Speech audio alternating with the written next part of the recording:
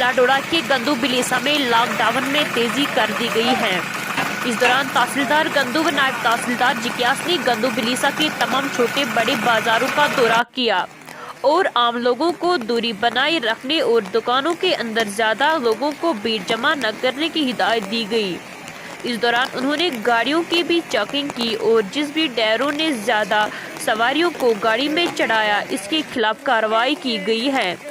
اس موقع پر تحصیلدار گندو ارشاد احمد نے عام لوگوں سے گزارش کی ہے کہ وہ بغیر کام کے سفر نہ کرے اور جب بھی گھروں سے باہر کام کی غرض سے جائے تو ماسک ضرور پہنے اور سماجی دوری بنائے رکھے تاکہ اس وبائی بیماری سے بچ سکیں گے۔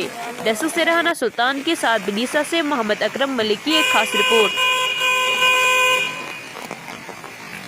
50% جو ہے صرف سواریوں کو چلنے کی اجازت ہوگی مسافر بردار گاڑیوں میں۔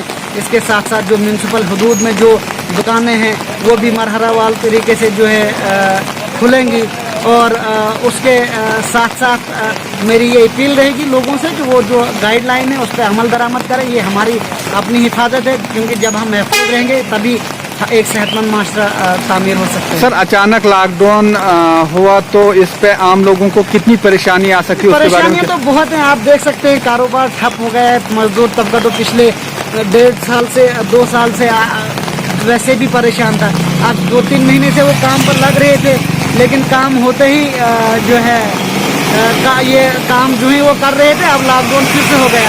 ان کا گزارا کرنا تو بہت مشکل ہے۔ آپ اوپر سے جو قیمتیں بڑھ گئی، مہنگائی آسمان پہ ہے، مہنگائی آسمان کو چھو رہی ہے، یہ تو ان کے لیے بہت پریشانی ہے۔ اب چلو اللہ کو جو منظور ہوگا وہی ہوگا۔ سر، لیکن ہم نے بھی احتیاط اگر مزدور لوگ باہر کام پہ جاتے ہیں، وہیں ڈرائیور لوگ بھی مزدور ہیں، اگر وہاں پہ وہ 5 سواریاں 10 کی جگہ بٹھائیں گے تو کرایہ کتنا لینا چاہیے ان کو اور کیا کرنا گورنمنٹ کو سوچنا چاہیے۔ مجھے لگتا ہے اس میں گورنمنٹ کی طرف سے کوئی گائیڈ لائن آ جائے گی اور اس کے مطابق ہی پھر وہ امپلیمنٹ ہوں گی۔ تو عام لوگوں کو کیا کہنا چاہیں گے کہ لاک ڈاؤن کس قسم کا وہ اس پر عمل کرنا چاہیے؟